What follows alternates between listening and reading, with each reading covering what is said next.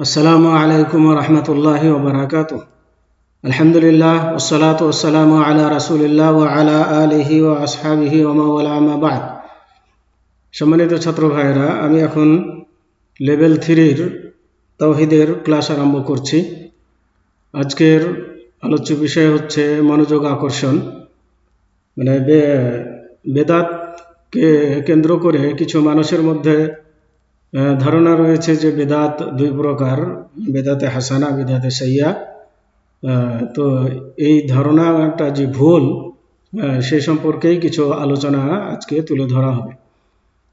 আসলে প্রকৃতপক্ষে সকল বেদাতই হচ্ছে ভ্রষ্টতা। বেদাতের মধ্যে কোনো হাসানা নাই, সমস্ত বেদাতই হচ্ছে সাইয়্যা, যা আল্লাহ রাসূল সাল্লাল্লাহু আলাইহি ওয়াসাল্লাম বলেছেন যে ফাইন্না কুল্লা বেদাতিন দলালা, প্রত্যেক বেদাতই হচ্ছে, সকল বেদাতই হচ্ছে জলালা। তো আসুন আমরা জেনে নিই যে ব্যক্তি বেদাতকে বেদাতে হাসানা ও বেদাতে সাইয়্যা বলে উল্লেখ করে থাকেন, সে ভুলের মধ্যে রয়েছে এবং রাসূলুল্লাহ সাল্লাল্লাহু আলাইহি ওয়াসাল্লাম এর হাদিসের বিরোধী।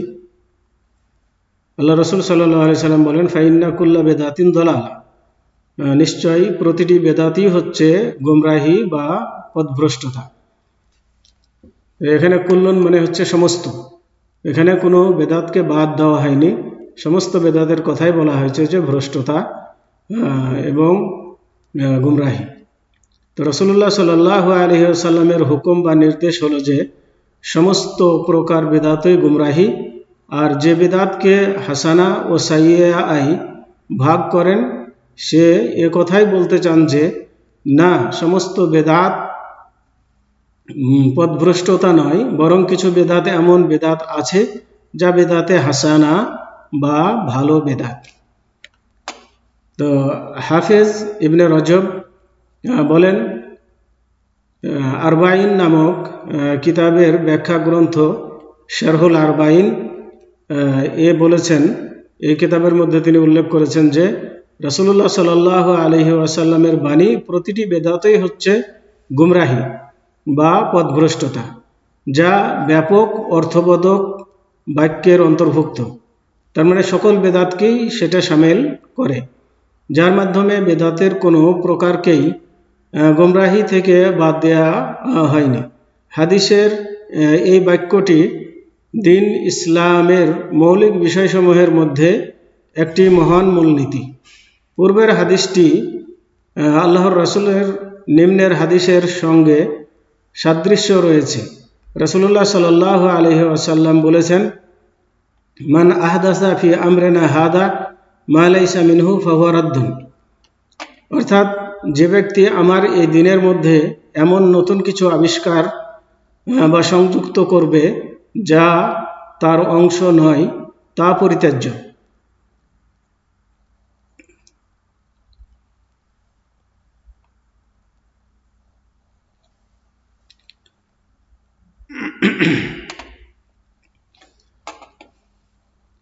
বুখারী ও মুসলিম। অতএব যে ব্যক্তি শরীয়তে এমন নতুন কিছু আবিষ্কার করে সেটিকে দিন ইসলামের সঙ্গে যুক্ত করল যার মূল উৎস শরীয়তে বিদ্যমান নেই, যেদিকে ফিরে যাবে তা হলো গোমরাহি এবং ইসলাম তা থেকে নির্দোষ, পবিত্র। তা আকীদার বিষয়ে হোক কিংবা আমলের ব্যাপারে হোক, গোপন বা প্রকাশ্য, বাক্যে বা গোপনে, যেভাবেই হোক সবগুলোই গোমরাহির অন্তর্ভুক্ত। জামিউল উলুম ওয়াল হিকাম।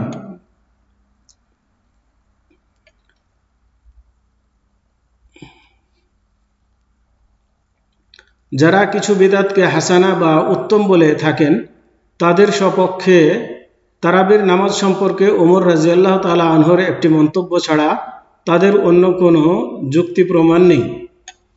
তার মানে যারা বলে থাকে যে বেদাত দুই প্রকার, বেদাতে হাসানা, বেদাতে সাইয়্যা, তো তারা একটা যুক্তি দিয়ে থাকে যে ওমর রাদিয়াল্লাহু তাআলা আনহু একবার তারাবির নামাজ জামাতের সাথে হতে দেখে বলেছিলেন, নিয়ামাতুল বেদাতু হাযিহি, এটি হচ্ছে উত্তম উত্তম বেদাত। তো এই কথাটাই তারা দলিল হিসেবে গ্রহণ করে থাকে, অথচ এটা তাদের দলিলের মধ্যে পড়ে না। কারণ এটা পরে বলছি। এছাড়াও তারা বলে থাকেন যে রাসূলুল্লাহ সাল্লাল্লাহু আলাইহি ওয়াসাল্লামের মৃত্যুর পর ইসলামে এমন অনেক বিষয় সংগঠিত হয়েছে, সালাফে সালেহিন বা সাহাবায়ে কেরাম তা অপছন্দ বা প্রতিবাদ করেননি। যেমন একটি গ্রন্থে পবিত্র কোরআন মজিদকে একত্রিত করা এবং হাদিসকে লিখিত সংরক্ষণ ও সংকলন, পরবর্তীতে হাদিসকে বিশেষ শাস্ত্র হিসাবে রূপায়ণ ইত্যাদি, এগুলোকে তারা বলে থাকে যে এগুলোও তো নতুন আবিষ্কৃত হয়েছে, যা রাসূলুল্লাহ সাল্লাল্লাহু আলাইহি ওয়াসাল্লামের যুগে ছিল না, অতএব এগুলো উত্তম বেদাত, এ বলে তারা করে থাকে, উত্তম বেদাতের পক্ষে দলিল নিয়ে থাকে। তো তাদের এ বক্তব্যের উত্তর হলো, মানে তারা যে কথা বলে থাকে যে ওমর রাদিয়াল্লাহু তাআলা আনহুর কথা এবং হাদিস সংকলন, কোরআনকে একত্রিত করা, এগুলো, তো এই কথাগুলোর উত্তর হচ্ছে যে পূর্বে উল্লেখিত বিষয়গুলি মোটেও নব আবিষ্কৃত নয়। আসলে এগুলো নব আবিষ্কৃতর মধ্যেই পড়ে না, বরং এগুলি শরীয়তের উৎস ছিল, এগুলো শরীয়তে আগে থেকেই আছে। যেমন ওমর রাদিয়াল্লাহু তাআলা আনহু নিয়ামাতিল বেদাত হাজিহি, এই নতুন আবিষ্কৃত কাজটি কতই না উত্তম, এ মন্তব্যটির উদ্দেশ্য ছিল বেদাতকে আবিধানিক অর্থে বোঝানো, যে বেদাতের যে আবিধানিক অর্থ মানে নতুন, তো সেই অর্থে তিনি এটা বলেছেন। কিন্তু শরীয়তের পরিভাষায় শরীয়তের অর্থে নয়, পারিভাষিক অর্থে নয়। কেননা শরীয়তের পরিভাষায় বেদাত বলা হয় শরীয়তের মধ্যে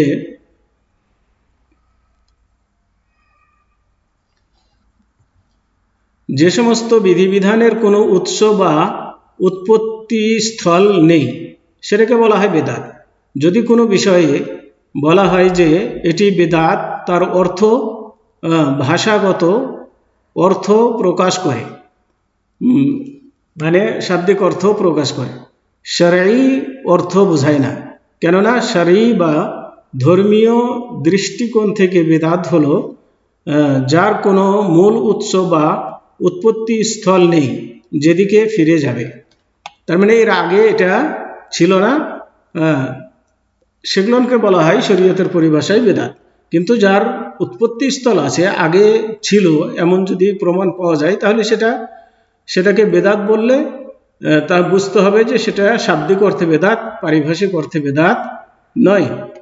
অতএব পবিত্র কোরআন মাজিদ একটি এমন কিতাব আকারে সংরক্ষণ করার মূল উৎস বা উৎপত্তি স্থল ছিল। কোরআন শরীফকে আগেই থেকেই লেখা হয়েছে, কেননা রাসূলুল্লাহ সাল্লাল্লাহু আলাইহি ওয়াসাল্লাম সাহাবায়ে কিরামকে কোরআন মজিদ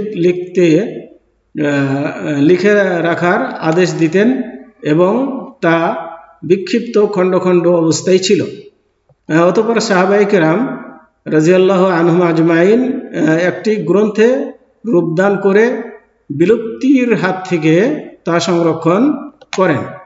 তাহলে এটা আসলে আগে থেকে লেখার বা জমা করার একটা প্রবণতা ছিল না যে তা নয়। নতুন করে এটা লেখা হয়নি, বরং আগে থেকেই লেখা হয়েছে, সাহাবাদের যুগেই, রাসূলের যুগেই এটা লিপিবদ্ধ করা হয়েছে। আর তারাবির নামাজ সম্পর্কে বক্তব্য হলো যে রাসূলুল্লাহ সাল্লাল্লাহু আলাইহি ওয়াসাল্লাম স্বীয় সাহাবীকে নিয়ে জামাতের সাথে কয়েক রাত্রি তারাবির নামাজ আদায় করেন। তাহলে এটাও প্রমাণ আছে যে আল্লাহ রাসূল তারাবির নামাজ জামাত সহকারে পড়েছেন সাহাবাদেরকে নিয়ে। অতএব এটা বেদাত হতেই পারে না, কারণ এটা তো আগে থেকেই রাসূলের যুগ থেকেই আছে। এরপর তিনি তাদেরকে প্রতি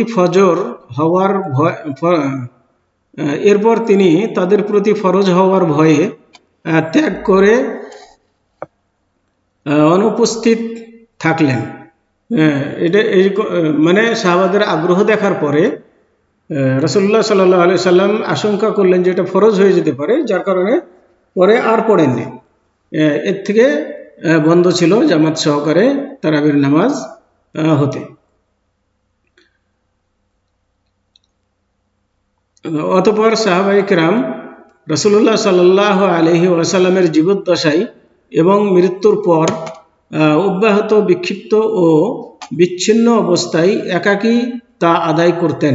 মানে তারাবির নামাজ রাসূলুল্লাহ সাল্লাল্লাহু আলাইহি ওয়াসাল্লাম যখন জামাত আকারে বন্ধ করে দিলেন, তখন তারা একা একাই বা কয়েকজন মিলে এভাবে তারা আদায় করতেন নামাজ।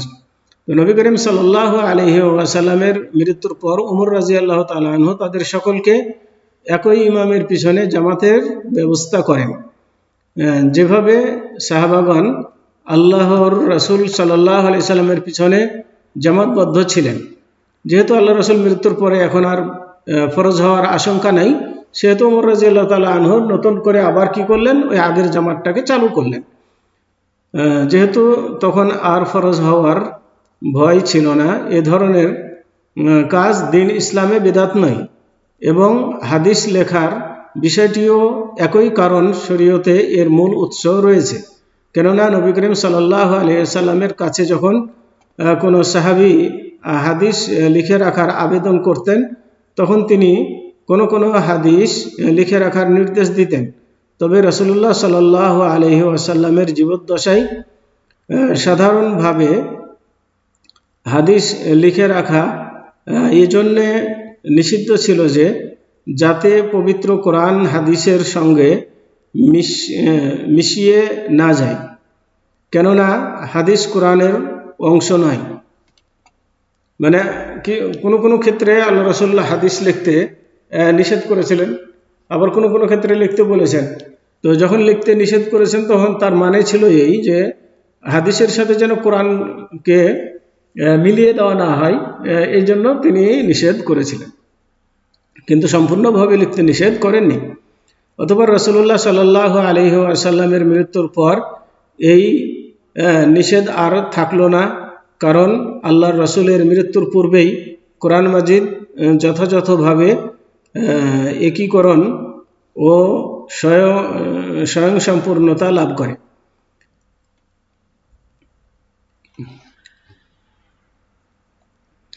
এরপর মুসলমানগণ আল্লাহর রাসূল সাল্লাল্লাহু আলাইহি সাল্লামের হাদিসকে বিলুপ্তি ও ধ্বংসের হাত হতে রক্ষার জন্য হাদিস শাস্ত্রের সংকলনের দিকে মনোনিবেশ করেন। আল্লাহ পাক তাদেরকে ইসলাম ও মুসলমানদের পক্ষ থেকে উত্তম বদলা দান করুন, কেননা তারা তাদের প্রতিপালকের কিতাব এবং নবী সাল্লাল্লাহু আলাইহি সাল্লামের সুন্নাতকে ধ্বংসের হাত থেকে রক্ষা করে ইসলামের শত্রুদের কাছ থেকে খেলতামাশার সামগ্রী হওয়ার হাত থেকে রক্ষা করে ইসলাম ও মুসলমানদের জন্য অভূতপূর্ব কল্যাণ সাধন করেছেন। আমিন।